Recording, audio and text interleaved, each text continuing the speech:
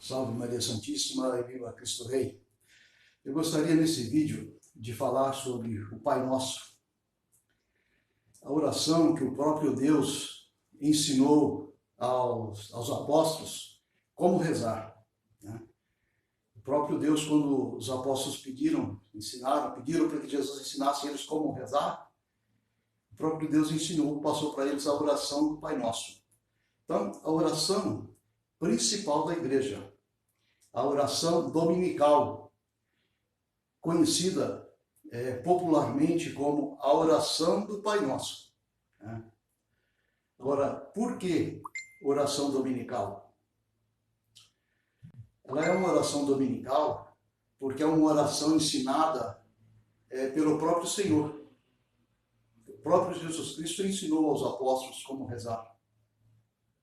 O próprio Deus. Com isso, nós podemos concluir como a mais perfeita das orações e a mais excelente de todas as orações. É a oração do Pai Nosso, composta e ensinada pelo próprio Deus, pelo nosso Senhor Jesus Cristo, aos apóstolos para que chegassem até nós. Porque ela foi composta pelo próprio Deus. Ela ensinou, ele ensinou como deveria ser rezada.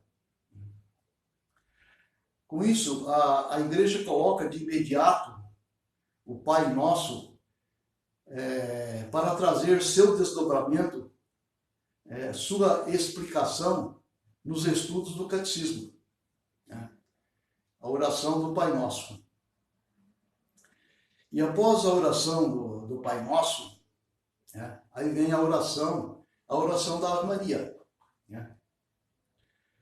De tantas orações que existem na igreja, tantas orações que foram aprovadas pela igreja, tantas orações que estão na estrutura das orações que a igreja pede, tantas orações que a igreja orienta para que ela seja perfeita,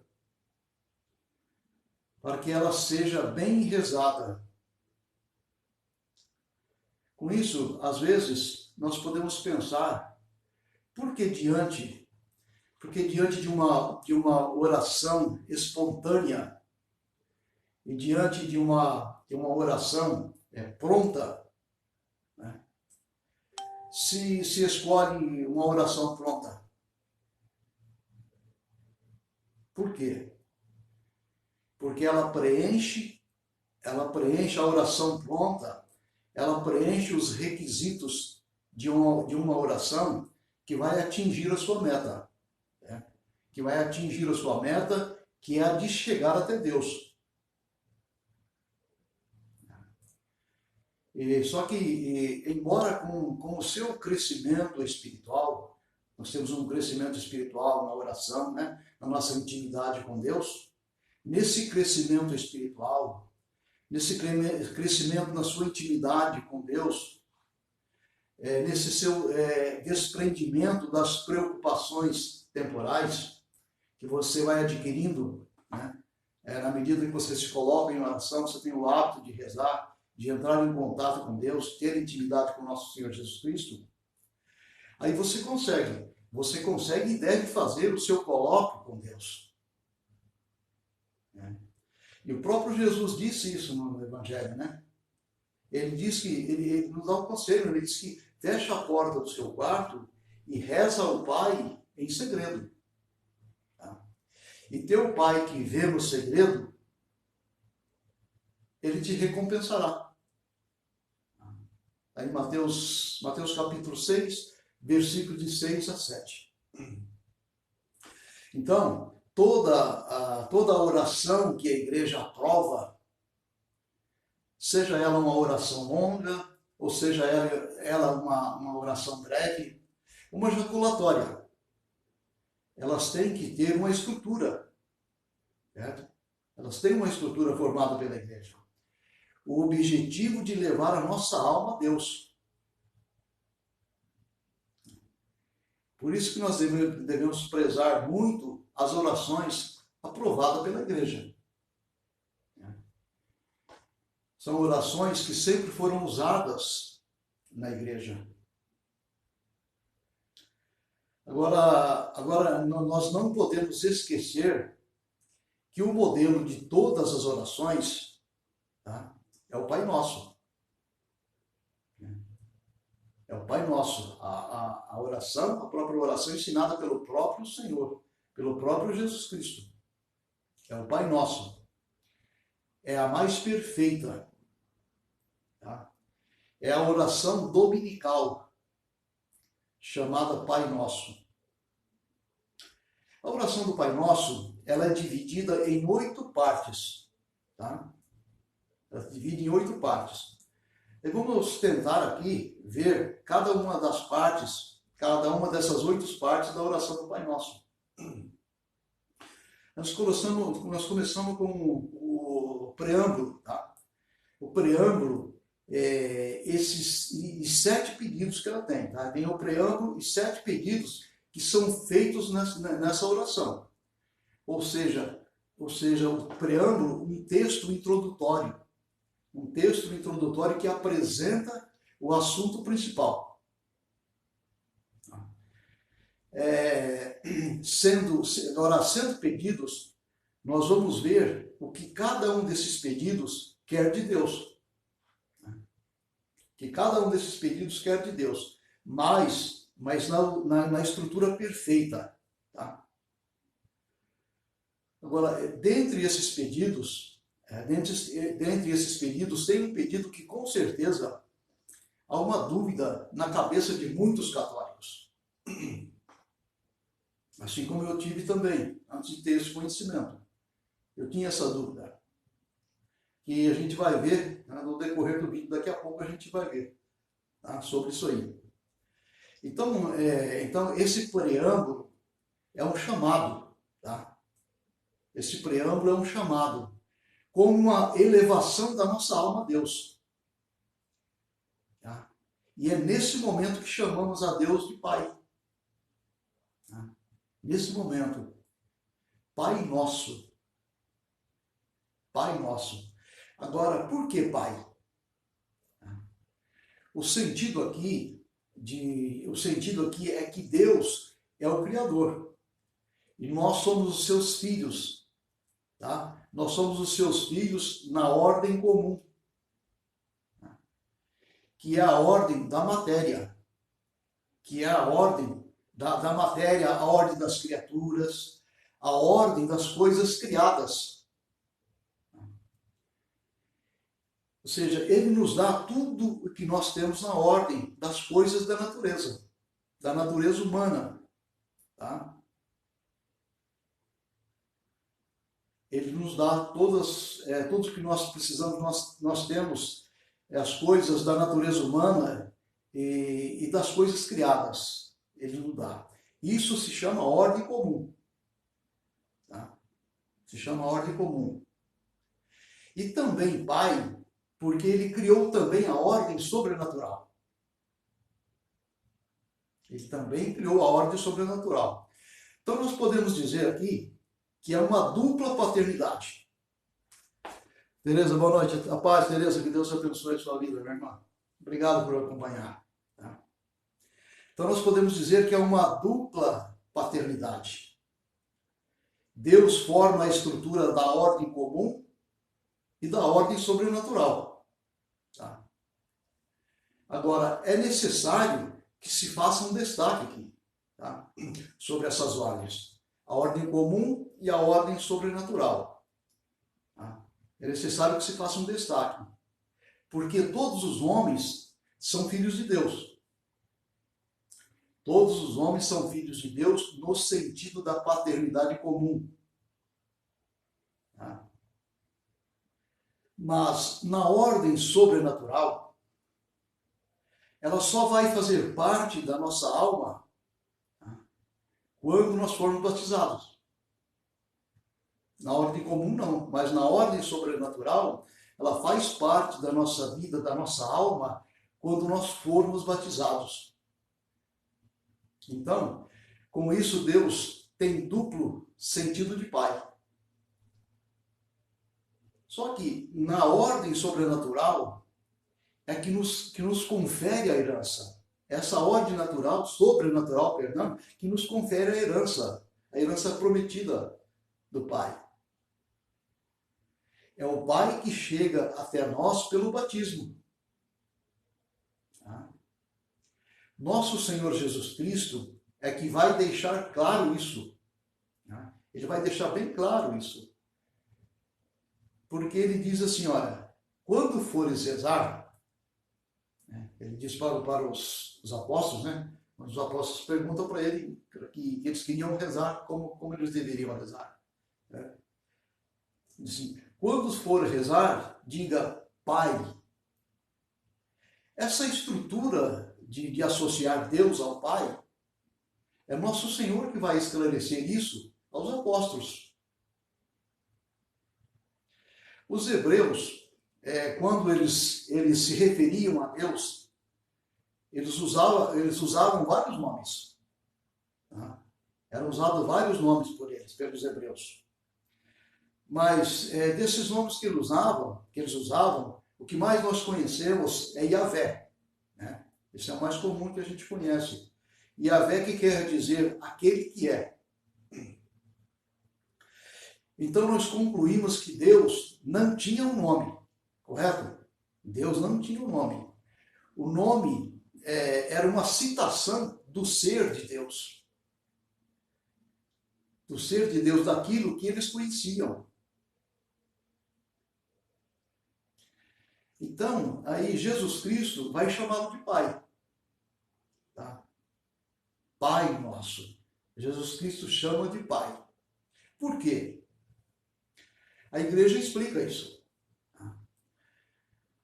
É porque Deus, em todos os seus sentidos, Ele nos deu uma paternidade.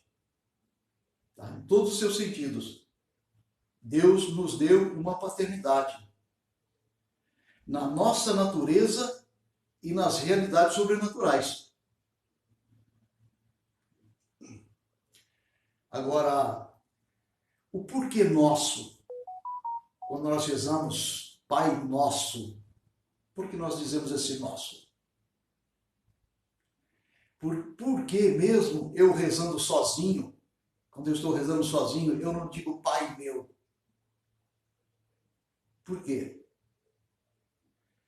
É para dar o sentido que existe uma verdadeira fraternidade.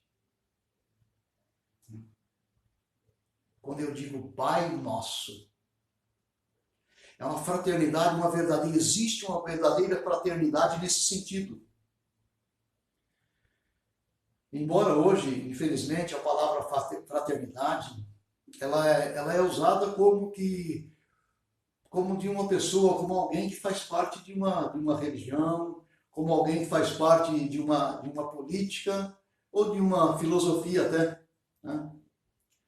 É essa ideia que muitas pessoas têm hoje. Tá? A ideia da palavra fraternidade. Tá? Agora, o sentido perfeito dessa palavra, o sentido perfeito da palavra fraternidade, é que nós fazemos parte de uma mesma família. Tá? Nós fazemos parte de uma mesma família. É o sentido de nosso. Nosso.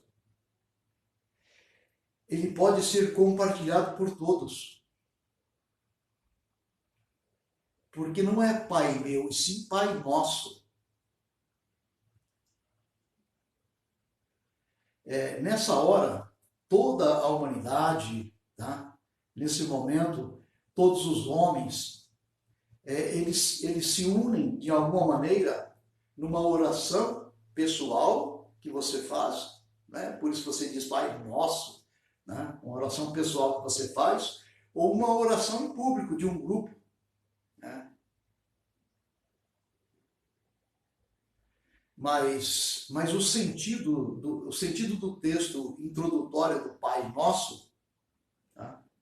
O sentido do texto introdutório do Pai Nosso é que, de imediato, você se coloca diante daquele antes de tudo, é um pai. Ele é um pai porque ele te concedeu todas as coisas. É como se você se colocasse na entrada da oração. Esse preâmbulo, esse início, né? Como se você colocasse na entrada da oração. É por isso que não há uma petição nesse momento, no princípio da oração. Por isso que você não faz nenhum pedido. Aí daqui a pouco, aí a gente vai começar as petições. Ou seja, vai começar os pedidos, né, da oração. Isso vai ser mais abaixo, né? Mais abaixo começa as petições na sequência das orações. Mas no início é como quando você começa a rezar, né, o Pai Nosso, é como se você se colocasse em uma passagem que dá acesso à casa de Deus. Esse é o sentido desse preâmbulo, desse início. Né? É como se você se colocasse numa passagem que dá acesso à casa de Deus, para você se colocar diante de Deus. Então, ele é um pai nesse sentido. Deus nos deu tanto da natureza humana como a elevação da vida sobrenatural. Tanto a vida natural e a vida sobrenatural pelos sacramentos. Tá? Pelos sacramentos. Agora, passado essa parte que nos introduz na oração, que é o início da oração que nós falamos até agora, ou seja, entrando na casa de Deus, né, que é a introdução da oração, entrando na casa de Deus, agora eu vou dizer a Deus o que eu quero dele, né, o que eu vou invocar. Aí começam as petições. Só que o próprio Senhor, ele nos indica o que eu devo pedir a ele. O próprio Senhor me indica, ele nos indica o que devemos pedir para ele. Vamos ter 3 petições iniciais, 3 pedidos iniciais que se referem ao próprio Deus. Tá? As 3 primeiras petições, os 3 primeiros pedidos, eles vão se referir ao que eu tenho que pedir a Deus em relação a Ele. Tá? Vamos ver se a gente consegue, se eu consigo transmitir, se a gente consegue entender sobre essas 3 petições, as 3 primeiras petições, ou seja, os 3 primeiros pedidos que nós temos que pedir em relação a Deus. Tá? A primeira, que seja santificado o vosso nome. Vai acompanhando aí como você reza. Seja santificado o vosso nome. Aqui a palavra nome, no Pai Nosso, ela se refere ao ser de Deus. O nome aqui, ele significa o próprio Deus. Tá? Então, o nome significa o próprio Deus. Então, o sentido de nome aqui, santificado seja o vosso nome, se refere ao ser de Deus. E com isso nós podemos até pensar, né? Podemos pensar que nós podemos acrescentar, com esse pedido, nós podemos pensar que nós podemos acrescentar a Deus alguma santidade. E é claro que não. Né? Quando nós pedimos santificado seja o vosso nome. Tá? Nós não conseguimos. Ele é o santo. Quando eu peço a Deus que santificado seja o vosso nome, é porque eu quero que todos os nossos do Pai Nosso, ou seja, todos os homens, todos os cristãos, eles deem a glória que Deus merece. Esse é o sentido. Santificado seja o vosso nome. Ou seja, Deus, o Senhor, ele precisa ser adorado. O Senhor, o nosso Deus, ele precisa ser glorificado. Só que, primeiramente, no meu coração, dentro do meu ser e em torno de mim, na sociedade. Santificado seja o vosso nome.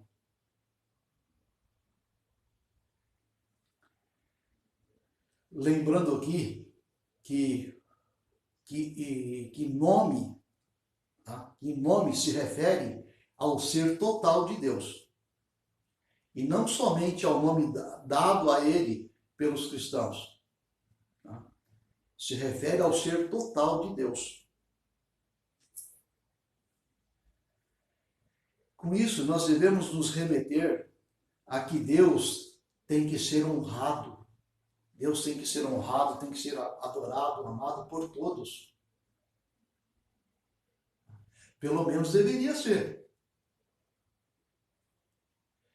E é isso que devo pedir. Isso que devo pedir antes de pedir outra coisa. Em primeiro lugar, é isso que eu devo pedir.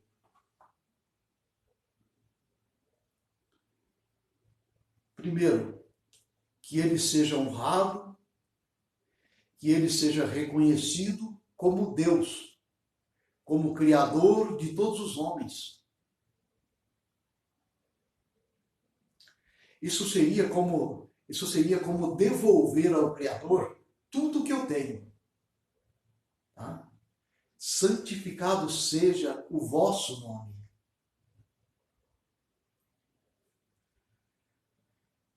Aqui uma outra coisa que é importante é conhecermos sobre a palavra vosso.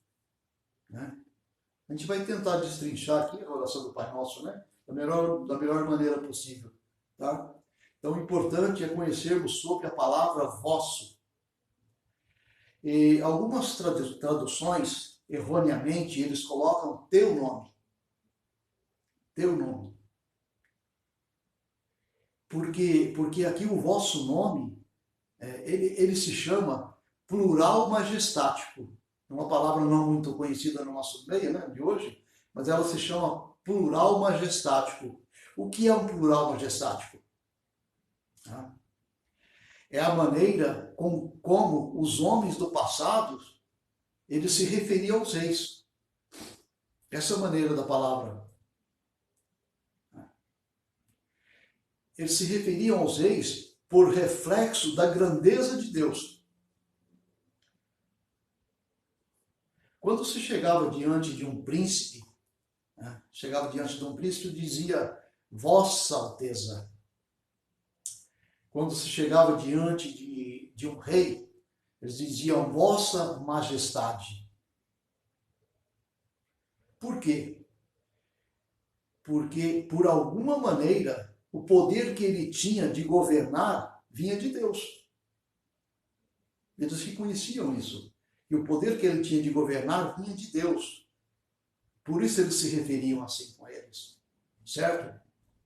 Essa é a palavra majestático. Poder majestático.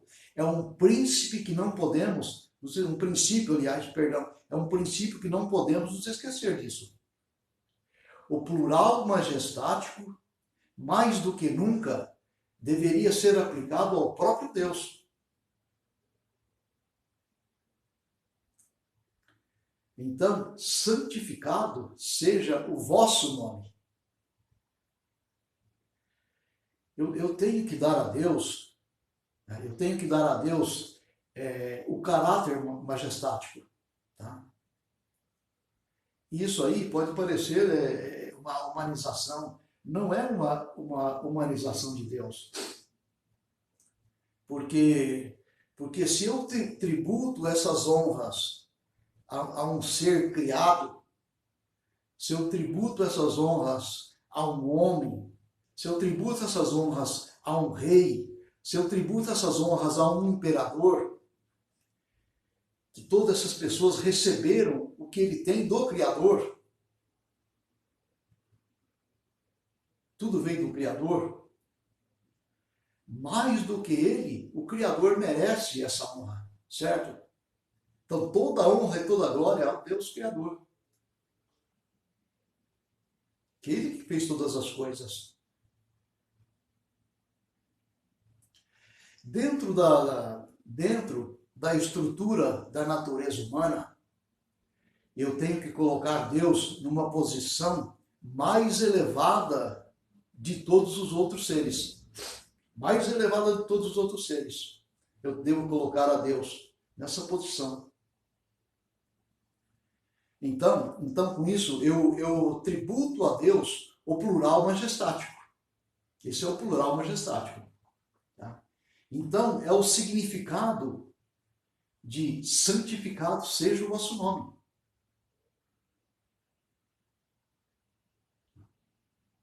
Deu para entender o significado da santificação? Santificado seja o vosso nome. Isso é muito importante para que a nossa oração ela tenha profundidade e o sentido perfeito a ser dado na hora de rezar. Para que a nossa oração tenha frutos. Nós conseguimos frutos da nossa oração. Então vejam, essa é a primeira petição. Esse é o primeiro pedido que deve ser destacado, tá? Deve ser destacado, que se relaciona a essa glória que eu tenho que dar ao Criador. Tá? Esse é o primeiro pedido. E nós não podemos ignorar e nem esquecermos que tem coisas na nossa vida que fere essa glória de Deus. Fere essa glória que nós damos ao Criador. Constantemente estamos ferindo a Deus.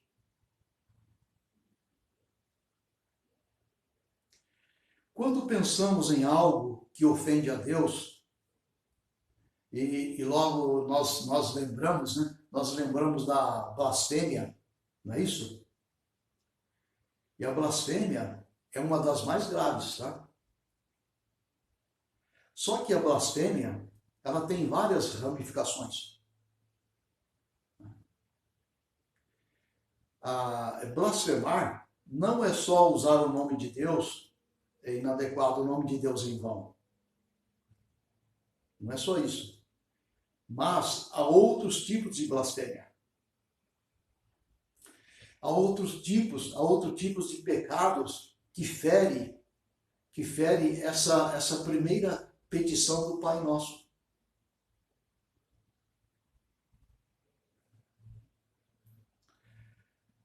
A oração do Pai Nosso, ela também tem um sentido de reparação. Tá? Ela tem um sentido de reparação. Então, a gente vê que, de alguma maneira, pelos pecados cometidos pelos homens, através da blasfêmia, a oração do Pai Nosso, o Pai Nosso, de alguma maneira, né, ele está tentando a restauração. Fazer uma restauração, ou seja, santificado seja o vosso nome. Santificado seja o vosso nome. E é assim que tem que ser, tá? É assim que tem que ser. E não como muitos homens fazem. Esse é o sentido. Existe uma devoção do século passado chamado de seta de ouro. Tá? É do século passado, do século XIX. Tá? Seta de ouro. Essa oração é de uma aparição de nosso Senhor Jesus Cristo, que essa aparição ela é dada à Sagrada Face, tá? A Sagrada Face de nosso Senhor, tá? Que apareceu a Maria de São Pedro. Tá? A Maria de São Pedro. A Maria de São Pedro era uma carmelita francesa, tá? Uma carmelita francesa E ela teve uma visão de Nosso Senhor, em que Nosso Senhor relatava essas blasfêmias.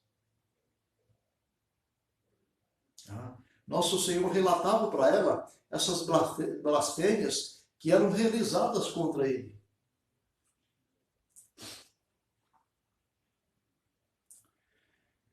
Só que não era realizada somente pelos ímpios, essas blasfêmias não eram realizadas somente pelos pecadores, não. Essas blasfêmias também eram realizadas pelas crianças, pelas seitas, pela maçonaria. Por exemplo, quando um livro sagrado,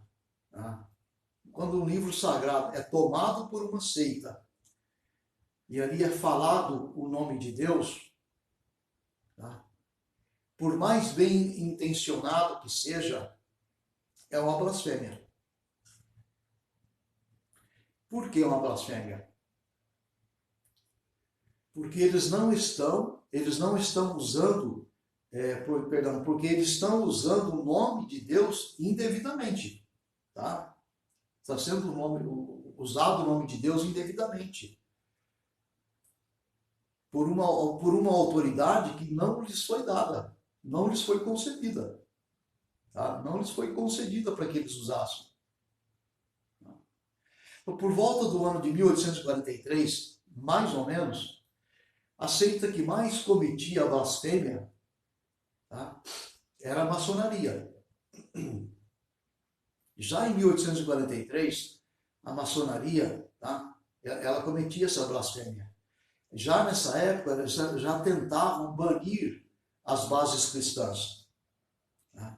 Já nessa época, em 1843, a maçonaria, eles já tentavam banir, tirar as leis cristãs da sociedade.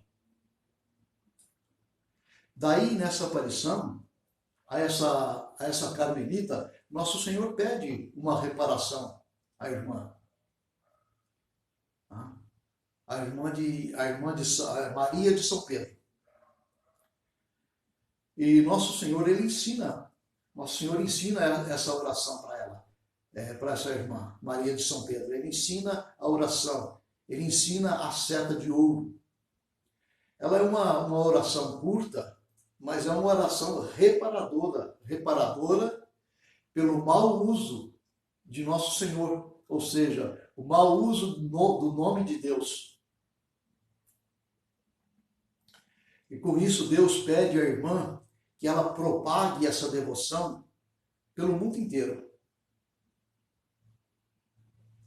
Para que se faça essa reparação através dessa oração. Agora, olha a situação dessa irmã, tá? Maria de São Pedro. Ela sendo uma irmã, ela teria que pedir a permissão para a sua superiora. Tá? E ela teria que dizer que o Senhor apareceu para ela e que foi uma aparição legítima. Ela tinha que convencer a irmã disso. Imagina a dificuldade. E também a dificuldade por conta da questão financeira. Nós sabemos que os conventos naquela época não são como agora, né? As religiosas não tinham o que tem hoje. Tá? Por que as condições financeiras eram difíceis? Porque ela tinha que mandar imprimir essas orações. Né? E outro detalhe, e como uma irmã que ficava na clausura, ela era uma irmã de clausura, como ela espalharia essa devoção? Como ela iria divulgar para o mundo inteiro essa devoção? Mas Nosso Senhor pediu.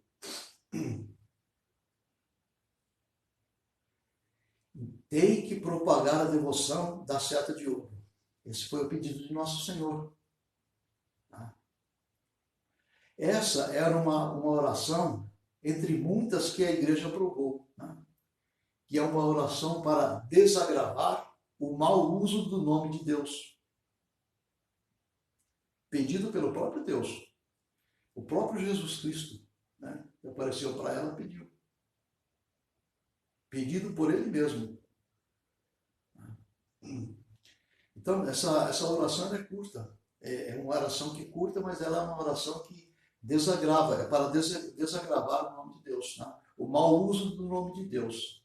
Ela fala assim, ó, seja louvado, bendito, amado, glorificado o Santíssimo, sumamente adorável, inefável nome de Deus, no céu, na terra e nos infernos, por todas as criaturas saídas da mão de Deus, pelo sagrado coração de nosso Senhor Jesus Cristo,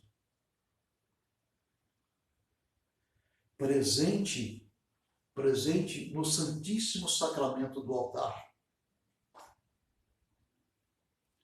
Veja que é uma oração pequena, mas é uma oração profunda, uma oração de reparação, né? Uma oração pequena, mas ela é completa. E ela faz esse desagravo. Agora tem o porquê do nome, né? Do nome dela. Por que ela é chamada de seta de ouro? Por quê? É porque nosso Senhor fala que todas as vezes que é lançado uma blasfêmia, é como que uma seta, né? Uma flecha, uma seta que atinge o seu coração. Por isso ele deu o nome de seta de ouro. Tá? Nós temos que enviar uma outra seta com essas orações de amor, de adoração, de louvor ao nosso Senhor, para desagravar. No século XIX era muito comum essa oração. Mas como tantas coisas santas aí foram se perdendo, né? E por volta da década de 50, no século XIX, ela começou a deixar de ser usada, né? Começou a não ser usada essa oração mais. E é uma oração pedida pelo próprio Senhor, pelo próprio Deus. Enfim, caiu no esquecimento e são poucas pessoas que conhecem essas orações. Essa oração própria. Vejam como o Pai Nosso pede esse desagravo. Né? A oração do Pai Nosso pede esse desagravo. O desagravo do Sagrado Coração. E a blasfêmia não é só xingar a Deus. Usando o nome de Deus em piadas, é o nome de Deus sendo pronunciado de forma leviana, tá? É o nome de Deus sendo usado, né? Sendo pronunciado pelas seitas. São blasfêmias. É o nome de Deus sendo pronunciado por grupos que não são católicos. Então tudo isso é blasfêmia. É blasfêmia. Envolve tudo isso, tá? A blasfêmia.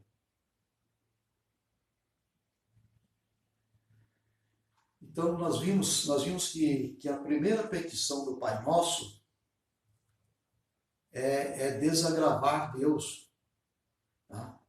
É desagravar o nome de Deus. Então, nós vemos que a primeira petição é desagravar. Deu para entender? Espero que tenham dado para entender. Aí nós vamos para a segunda petição. Aí, venha a nós o vosso reino. Venha a nós o vosso reino. Tá? É a segunda petição, o segundo pedido. Quando pedimos que o reino de Deus venha a nós pedimos que todos aqueles que não conhecem a Deus, tá? Que conheçam.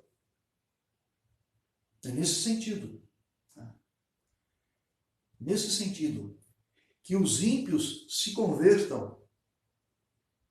Que os hereges se convertam. E que a igreja triunfe sobre todas essas situações que foram colocadas aqui. Todas essas situações que nós vivemos. E nós sabemos que o reino de Deus na terra é a igreja. Tá? É a igreja católica. Nós sabemos que O reino de Deus na terra é a igreja. Ele fundou esse reino universal para receber todos os homens e para a propagação da fé. E essa propagação da fé, ela se faz pela igreja. Então, quando eu rezo, venha a nós o vosso reino, significa o quê? Significa que esse reino se estabeleça cada vez mais.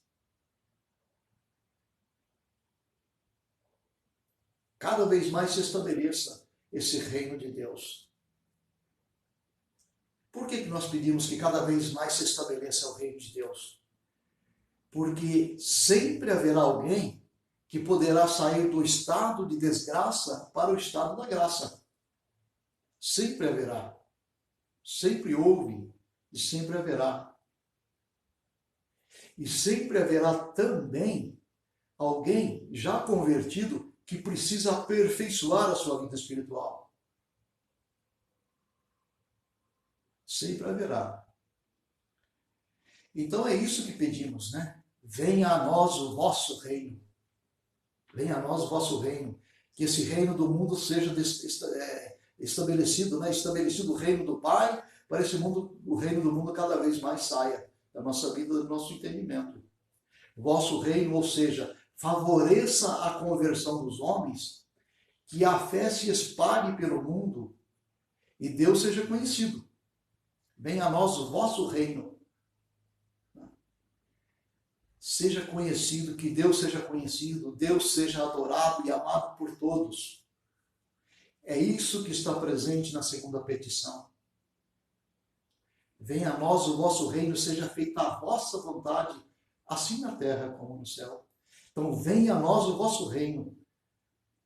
Deu para entender a segunda petição? E a terceira petição é que seja feita a vossa vontade, assim na terra como no céu. Essa é a terceira petição do Pai Nosso. Né? Aqui é a hora de lembrarmos que uma vez que tem esse reino, uma vez que existe esse reino, tomamos consciência desse reino, que existe esse reino, as leis desse reino, elas precisam valer. Né? Uma vez que existe esse reino, ela precisa valer as leis desse reino. Valer primeiramente em nossos corações, e depois em toda a sociedade, tá? E nas leis, em todas as nossas leis, nos nossos costumes, na cultura em que vivemos, na estrutura do mundo. Seja feita a vossa vontade, assim na terra como no céu. Observe que nessas três petições, eu já estou de algum modo, de alguma maneira, dizendo que Deus seja reconhecido como tal, tá? E o seu nome seja santificado. Ou seja, o nome de Deus não seja agredido pelos homens. Tá? O nome de Deus não seja agredido pelos homens. Embora Deus, sendo inatingível, tá? Mas quando nós fazemos alguma coisa que fere Ele, alguma coisa que fere a Deus, nós atingimos a glória que está fora dele. Tá? Essa sim, essa glória que está fora dele, nós acabamos atingindo. E aqui eu estou falando justamente disso. Que é Deus reinando em nossos corações. Tá? É Deus reinando na sociedade. É Deus reinando nas nossas leis. É Deus reinando em nossos costumes. Então, esses três pedidos iniciais do Pai Nosso é um pedido que tudo isso se estabeleça na terra. Então, são três petições, três petições ligadas diretamente a Deus. Três pedidos ligados diretamente a Deus. Então, com isso, essas três petições, esses três pedidos, ele abre o Pai Nosso e faz com que haja um reconhecimento, faz com que haja em nós, no nosso coração, um reconhecimento do ser magnânimo, do ser todo-poderoso, do infinito, já presente nessa oração, já no início. Agora, nós vamos fazer uma outra petição. Agora, vamos pedir o que nós precisamos, certo? Agora, as 4 petições do Pai Nosso que se referem aos homens. Tá? As 4 petições do Pai Nosso que se referem aos homens. Ou seja, as nossas necessidades. Tá? Então, chegando nesse ponto da oração, é como que se você dissesse, lembrando tudo isso que nós rezamos antes, é como se você dissesse: Senhor, eu reconheço tudo isso. A ordem deve ser construída assim. Só que eu preciso de algo que me auxilie para viver nessa ordem. Tá?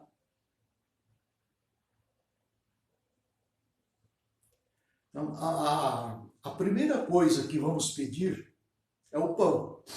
Tá? A primeira coisa que nós vamos pedir é o pão nosso de cada dia. Não é isso? O pão nosso de cada dia. Quando nós fazemos o pedido do pão, ele é o pão que tem 2 sentidos. Tá? O pão nosso de cada dia. Esse pão, ele tem 2 sentidos. Que é o pão material, que é o pão que precisamos para a minha existência, que eu preciso para a existência, que nós precisamos para a nossa existência, e o pão espiritual, que a gente vai ver daqui a pouco. Tá? Então, falando do nosso pão material, então o pão nosso de cada dia, vamos dizer assim, eu estou pedindo só para hoje? O pão nosso de cada dia. Eu estou fazendo esse pedido só para hoje? Para amanhã não?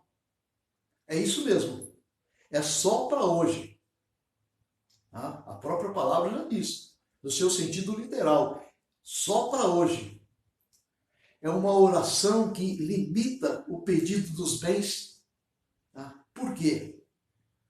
Porque Deus quer de nós um certo equilíbrio na hora de pedir para si. Isso agrada a Deus. Deus se satisfaz de ver o nosso ato de pedirmos pouco.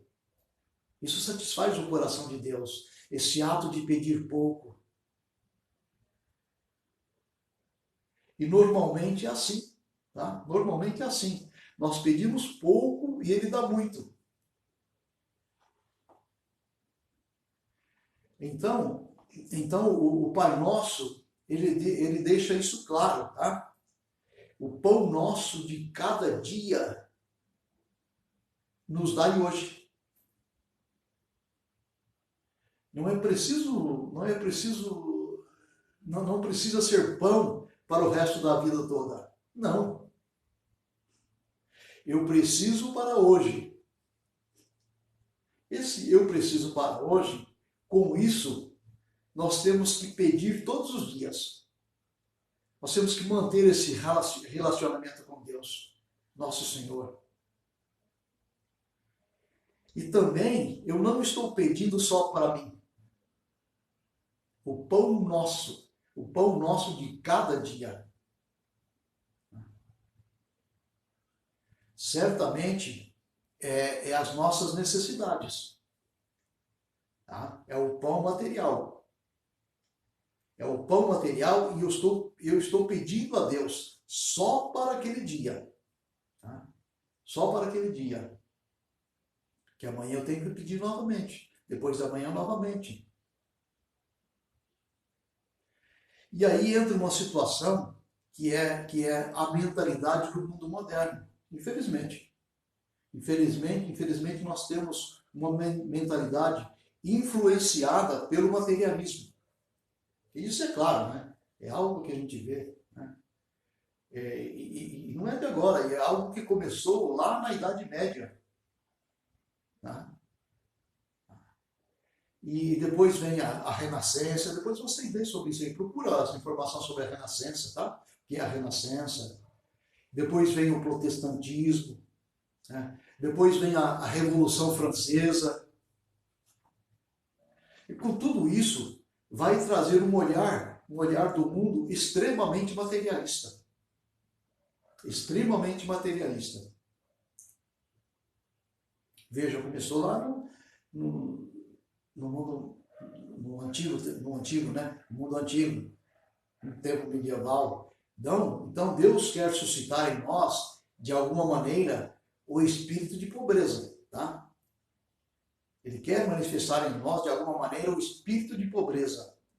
Esse espírito de pobreza, o que é? É pedir a Deus somente o necessário. Somente o necessário. Tá? E normalmente Deus dá muito mais do que a gente precisa. Muito mais do que a gente precisa. Eu nem digo aqui o que nós merecemos, porque não merecemos nada, né? Mas Ele dá muito mais do que a gente precisa. Isso era uma realidade normal para o homem medieval. Tá? Por quê? Porque mais rico que eles fossem, comparando com o homem rico de hoje, né? Por quê? Porque o homem rico de hoje, ele tem milhões a mais do que ele necessita. Tá? Ele tem milhões a mais do que ele necessita. Então, quando nós rezamos o pão nosso de cada dia, nos faz lembrar que não precisamos de tantas coisas assim. Tá? Não precisamos de tantas coisas assim.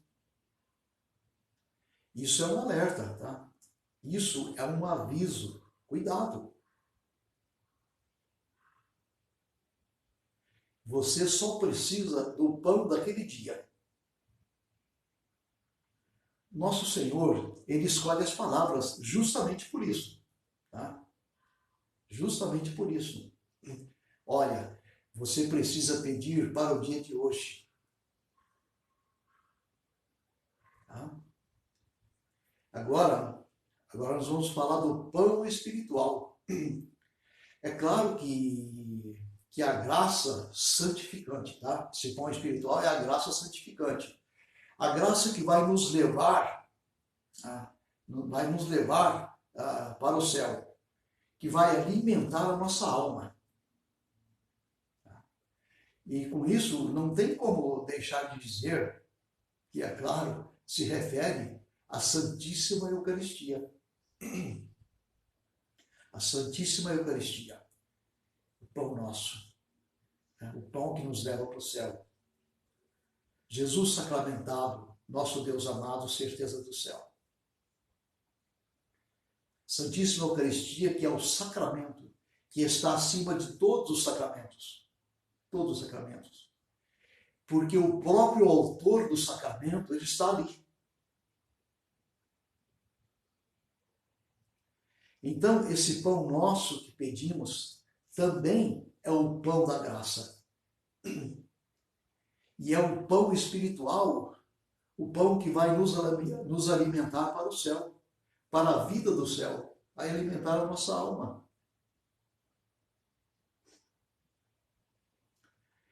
Então, essas duas realidades estão presentes no pão nosso. A realidade material como a realidade sobrenatural. Tá? Então, o pão nosso. Agora vamos para a quinta petição do Pai Nosso. O quinto pedido do Pai Nosso, que é: perdoai as nossas dívidas. Está achando estranho, né? Perdoai as nossas dívidas, né? Agora nós vamos ver o porquê o correto é dívida e não ofensas. Tá? Vamos dizer assim, vamos dizer que as dívidas elas foram colocadas na língua por conta do materialismo. Tá? E se nós formos observar, formos procurar, né, aí, nas redes sociais, né, quem fala sobre isso aí, sobre os universitários, tem universitários que ele fala isso, tá? Que fala isso aí. Que a estrutura da Europa mercantilista, ela veio para o Brasil e deu um sentido de monetização, de money, grana, bufunfa. Deu esse sentido de monetização da oração. Você tem uma dívida, você tem que pagar essa dívida. Como se a coisa fosse em dinheiro. Tá? Então é totalmente desconcebido. Tá? Totalmente. Primeiro que quando Jesus pronuncia, ele pronuncia em aramaico. Tá? Essa pronúncia, essa oração de Jesus, ele pronuncia em aramaico. E a tradução imediata é dívida. Então, a tradução da língua de Jesus, que ele falava no aramaico, a tradução imediata é dívida. Com isso já desmonta, com isso já acaba, não precisava de mais nada. Certo? Só que vamos lá. E nosso Senhor, ele ensinou nesse termo, dívida,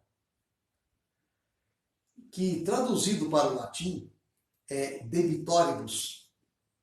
Debita debitoribus, ou seja, dívida dos devedores.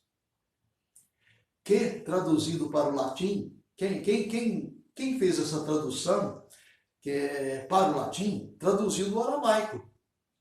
E o aramaico era a língua que Jesus Cristo falava a oração. É aramaico. Então, a tradução exata é dívida. Tá? Se o Senhor ensinou assim, por que vamos mudar? Mas nós vamos tentar aprofundar mais um pouquinho, né, para a gente entender, procurar entender. Para a gente entender o porquê a dívida.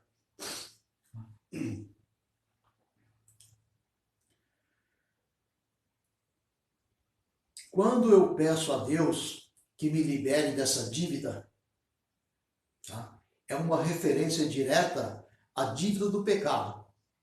Tá? É uma referência direta à dívida do pecado. Aliás, não é do pecado, mas é a dívida que o pecado causou. A dívida causada pelo pecado. Vamos lembrar de algo importante para nos ajudar nesse momento. É algo que todo ser humano passa, né? Então, você comete um pecado. Você cometeu um pecado. Aí você vai e você se confessa. Confessa esse pecado. Com a confissão, ele é perdoado. Tá? Ele é perdoado. Mas existe aí uma pena temporal a ser cumprida. Tá? Existe uma dívida a ser paga, que eu ainda não paguei, ou vou pagar, ou eu já paguei. Tá? As consequências do pecado, ela permanecem, eu tenho que pagar. Tá? Então essa dívida é a dívida temporal da alma. Deu para entender? É a pena temporal da alma, que é uma dívida que eu tenho que pagar. Tá? As consequências do meu pecado, essa dívida eu tenho que pagar. Não tem como eu pular essa etapa. Eu tenho que pagar aqui na terra ou no purgatório. E sem contar que eu tenho uma dívida eterna para com Deus. Porque tudo que eu tenho, Ele me deu de graça.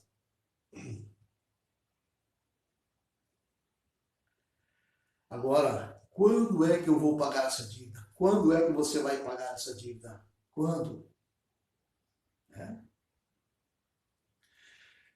Então, no Pai Nosso, a gente pede a Deus que Ele olhe para a gente, né? Ele peça para que Ele olhe para a gente e eu diga para Ele assim, ó, você diz para Ele assim, perdoai a nossa dívida e nós vamos perdoar a dívida dos nossos semelhantes. Entende? Ou seja, com isso, o quê? Eu quero imitar a sua bondade, Deus. Eu quero imitar a sua bondade, Senhor. Então, essa dívida, ela está relacionada diretamente ao perdão da pena temporal. E a pena temporal é uma dívida. É uma dívida que tenho que pagar. É uma dívida que você tem que pagar. Assim como a dívida de tudo que nosso Senhor nos deu. Entendeu? Então, a palavra mais correta é a dívida. É dívida. A palavra mais precisa é dívida. Tá? Agora, santificada pela igreja. Essa palavra foi santificada pela igreja. Melhor, ela foi santificada pelo fundador da igreja, que é o próprio Deus. Tá? Então, é dívida. Porque é claro que nós já estamos acostumados a rezar ofensas, né? Nós já nos acostumamos a rezar ofensas, né? Perdoar as nossas ofensas, né? Mas no original, no latim, é dívida. Isso não muda a realidade, é dívida, né? Quando, vocês sabem da história da igreja, né? Vou lembrar um pouquinho aqui. Quando o primeiro índiozinho, ele aprendeu a rezar o Pai Nosso, com os jesuítas, né? Ele aprendeu dívida. Foi ensinado para ele dívida.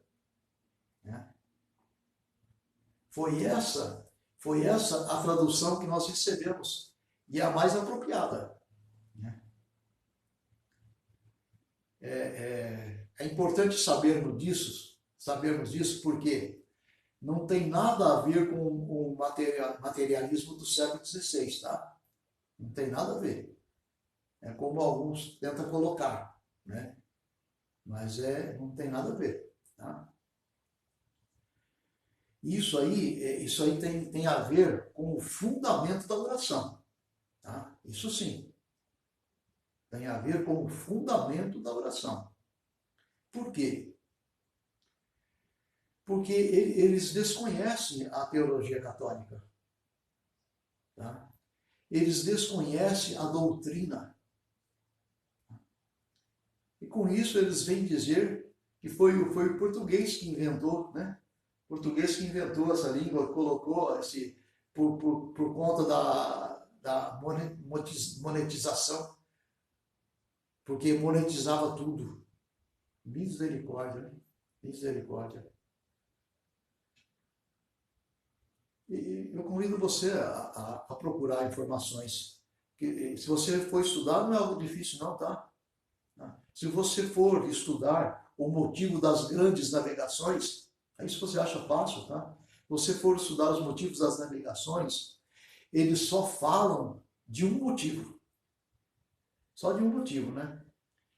E os motivos são três, tá? São três os motivos, tá? Das navegações. Primeiro, a propagação da fé. Primeiro, a propagação da fé. Existe aí uma hierarquia, tá? Segundo, a extensão do reino. E terceiro, buscar bens materiais para a sustentação do império. São essas três. Só que se você for estudar, né, eles vão falar de um, só de um, que é buscar os bens materiais para a sustentação do império. Só desse que não vai falar. Inclusive, você viu aí na hierarquia, é o último. Se você observar, é o último. Na ordem hierárquica.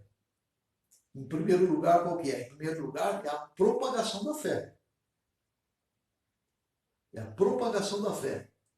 Esse é o primeiro sentido. Tá? Só que eles nem mencionam. Tá? Então, cuidado, se você for estudar, dependendo do historiador com quem você vai estudar, cuidado. Porque nós temos que usar a fórmula que a igreja consagrou. Perdoai as nossas dívidas. Agora, após, vem, não nos deixeis cair em tentação. Não nos deixeis cair em tentação. Isso é muito interessante. É interessante e nós rezamos todos os dias e às vezes mecanicamente, né? E nem prestamos atenção devida, como deveria. Né?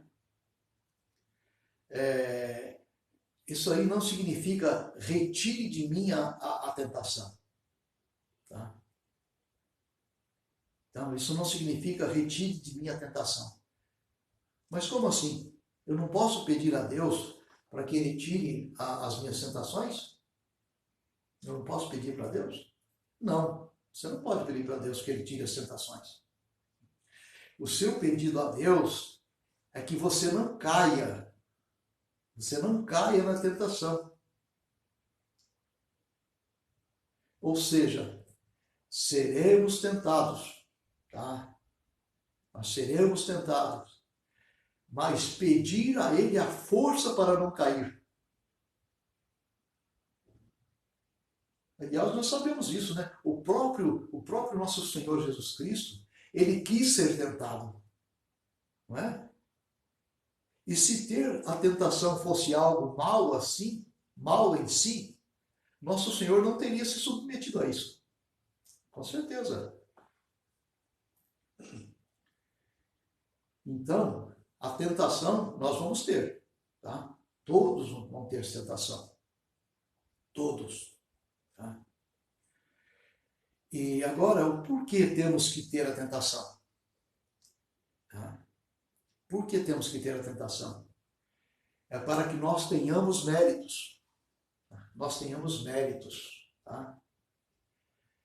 Nos nossos atos, ou seja, nós vencemos a tentação pela graça de Deus e pelo esforço.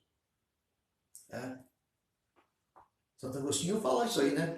O Deus que te criou sem ti, não te salvará sem ti. Então nós vencemos a tentação pela graça de Deus e pelo esforço. É preciso a nossa adesão, nosso esforço. Com isso nós vencemos a tentação e a vitória, ela nos dá méritos. Ela nos dá méritos, né? E ela também faz em nossa alma uma espécie de purificação.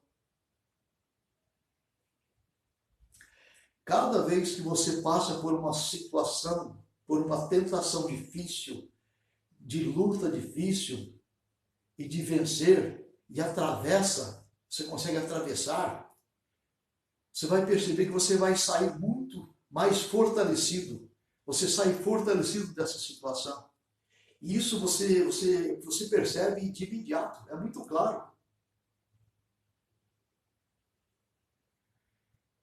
E nosso Senhor, Ele permite essa tentação. Ele permite essa tentação.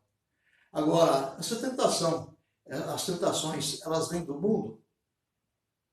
Essas tentações, elas vêm das nossas más tendências? Essas tentações, elas vêm do demônio? Sim. Mas é algo que o Senhor permite para provar nossos méritos e nos dar as graças para vencer. Tá? Por isso Ele permite. Não nos deixeis cair em tentações. não nos deixeis cair em tentação, mas livrai-nos do mal. Aí já é um outro pedido, né? Não nos deixeis cair em tentação, mas livrai-nos do mal. É uma outra petição. É um outro pedido. Ela também vai nos dizer, livrai-nos do mal. Qual o mal é esse? Eu posso atribuir esse mal ao perigo da vida? Eu posso atribuir esse mal aos acidentes? Eu posso atribuir esse mal para que eu não tenha uma doença muito grave? Sim, eu posso, sim, você pode. E aquilo vai ser concedido? Esse pedido seu vai ser concedido? Ele vai ser concedido desde que aquilo não traga prejuízos para a sua alma. Ele vai ser concedido aquilo na medida que ele não traga prejuízos para a minha alma. Por quê? Às vezes Deus quer que passamos por uma dor para que possamos ganhar um bem maior depois. Isso é a permissão de Deus. Perdão. Nós passamos por uma dor para ganhar um bem maior depois.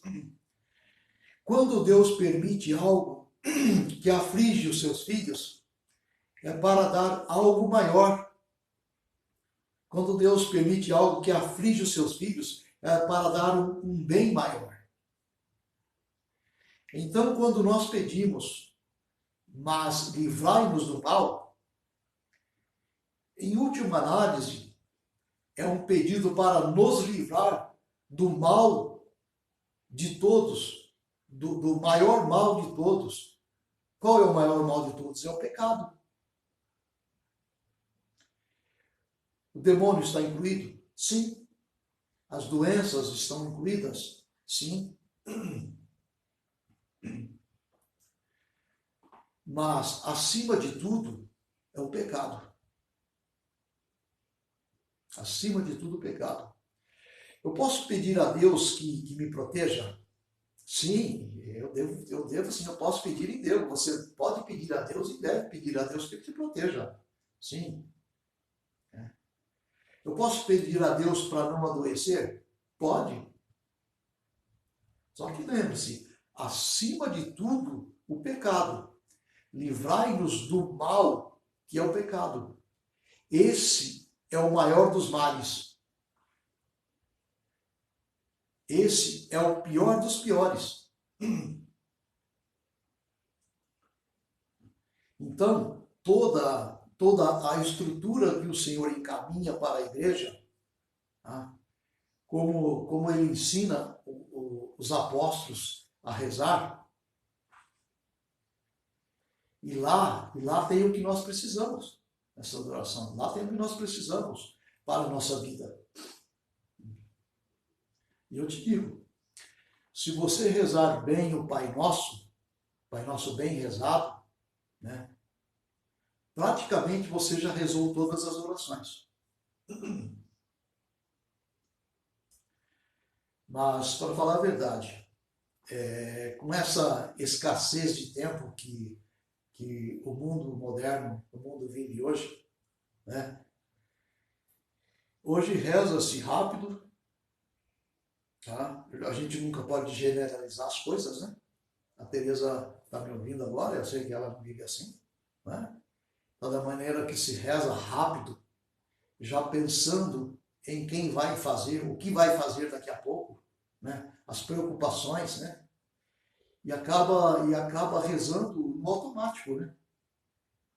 Só que o Senhor quer que nós melhoremos as nossas orações. Ele espera que nós melhoremos as nossas orações. Agora, rezando desse jeito, tem seu mérito. Nós podemos rezar em grande quantidade? Sim, podemos rezar em grande quantidades. Quanto mais você rezar, melhor é. Só que, mais principalmente, temos que ter uma oração de qualidade. Uma oração de qualidade. Ou seja, saber rezar bem. Aí com isso você consegue de Deus aquilo que você precisa, tá? Aquilo que você precisa para o seu bem último, que é o quê? Que é a vida da alma, que é a salvação da sua alma. Tá? Acho que está dando para entender, né? Espero que sim. E agora nós vamos para o quê? O amém. E o amém? O que é o amém? O amém é como se você dissesse assim, ó, no fim da oração, né? Sempre é o amém, né? É como se você dissesse assim, e espero, Senhor, que tudo isso aconteça. Esse é o sentido do amém. É o sentido do amém. Essa adesão que você faz à oração. Espero que tudo isso aconteça. Tudo o que eu pedi desde o início até agora. Eu espero que tudo isso aconteça. Certo? E a oração, é importante a gente saber disso também, que a oração, ela sempre será sustentada por dois patamares. A nossa vida de oração, ela será sustentada sempre por dois patamares, que é, primeiro, a inteligência, segundo, a vontade. Tá? Se a gente consegue, pelo conhecimento, pelo esclarecimento das partes da oração, mover a nossa vontade e sempre move, né? Normalmente se move a nossa vontade, né? Então, quando nós conhecemos alguma coisa, nós somos atraídos, nós somos movidos em direção àquele objeto. E esse movimento ele tem um nome, esse movimento ele se chama amor. Tá? O amor, o que é o amor? É isso, é conhecer o objeto. O amor é querer o objeto. Custe o que custar. Custe o que custar. O amor ele é sofrer por algo. Tá? Sofrer por algo. A gente só ama por aquilo que sofremos. Agora, se você não sofre por ninguém, se você não sofre por nada, é porque você não ama ninguém, você não ama nada. Tá? Esse é o amor. A inteligência ela move a vontade. E tem gente que reza, e gente que reza e se emociona. Tem gente que reza e chora. Não tem problema nenhum. Tá? Não tem problema algum. Só que nós temos que entender que a oração, ela independe desses sentidos para que ela seja uma boa oração. Não é porque eu preciso de arrepiar, que tenho que emocionar e chorar para ela ser uma boa ação, uma boa oração. Ela independe desses sentidos para que ela seja uma boa oração. Esses sentidos aí, isso é a natureza humana. Se emociona e chora, né? Quando reza. É a natureza humana. Vocês lembram? Jesus chorou. Jesus chorou quando Lázaro morreu. Tá? E isso é uma consequência do fato de conhecer e movimentar a ela, aquele objeto. E com isso, eu me emociono. Por exemplo, quando você faz uma oração e você de fato conhece o sentido daquela oração, ou você ouve um canto, né, um louvor, um canto, e você tem o conhecimento que é um louvor a Deus, que é um canto de adoração, aí você se emociona. Então, na oração, nós elevamos a nossa alma numa condição de estar diante de Deus.